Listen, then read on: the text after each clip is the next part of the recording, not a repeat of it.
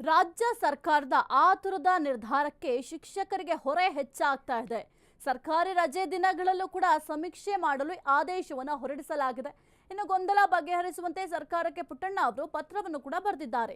ರಾಜ್ಯ ಸರ್ಕಾರಕ್ಕೆ ಪತ್ರವನ್ನು ಬರೆದ ಪರಿಷತ್ ಸದಸ್ಯ ಪುಟ್ಟಣ್ಣ ಅವರು ಜಾತಿ ಜನಗಣತಿ ಅವೈಜ್ಞಾನಿಕ ಸಮೀಕ್ಷೆ ಆಗಿದೆ. ಒಬ್ಬ ಶಿಕ್ಷಕರಿಗೆ 20 ರಿಂದ 30 ಕಿಲೋಮೀಟರ್ ಹೋಗಬೇಕಾದ ಪರಿಸ್ಥಿತಿ ಇದೆ. ಇದರಿಂದ ಶಿಕ್ಷಕರಿಗೆ ತುಂಬಾ ಸಮಸ್ಯೆ ಆಗ್ತಾ ಇದೆ. ನಿರೀಕ್ಷಿತ ಮಟ್ಟದಲ್ಲಿ ಸಮೀಕ್ಷೆ ನಡೆಸಲು ಸಾಧ್ಯ ಇಲ್ಲ. ಸಮೀಕ್ಷೆಗೆ ನೇಮಿಸಿರುವ ಶಿಕ್ಷಕರ ಪಟ್ಟಿಯನ್ನ ರದ್ದು ಮಾಡಬೇಕು. ಆಯಾ ವಾರ್ಡ್ನ ಶಿಕ್ಷಕರ ಸಮೀಕ್ಷೆ ನೇಮಿಸುವಂತೆ ಒತ್ತಾಯವನ್ನು ಕೂಡ ಮಾಡಲಾಗಿದೆ. ಅಪರ ಮುಖ್ಯ ಕಾರ್ಯದರ್ಶಿ ನಗರಾಭಿವೃದ್ಧಿ ಇಲಾಖೆಗೆ ಪತ್ರವನ್ನು ಬರೆಯಲಾಗಿದೆ. ಶೈಕ್ಷಣಿಕ ಮತ್ತು ಸಾಮಾಜಿಕ ಸಮೀಕ್ಷಾ ಕಾರ್ಯಕ್ಕೆ ಶಿಕ್ಷಕರನ್ನ ನಿಯೋಜನೆ ಮಾಡಿ ನೇಮಕಾತಿಯನ್ನು ಆದೇಶ ಹೊರಡಿಸಲು ಸರಿಯಷ್ಟೇ.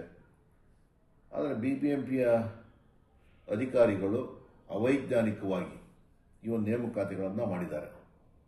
ಶಿಕ್ಷಕರನ್ನು ತರಬೇತಿ ಕರೆದಂಥ ಸಂದರ್ಭದಲ್ಲಿ ಅವರುಗಳಿಗೆ ಆಪ್ಷನ್ನ ಕೊಟ್ಟಿದ್ದರು.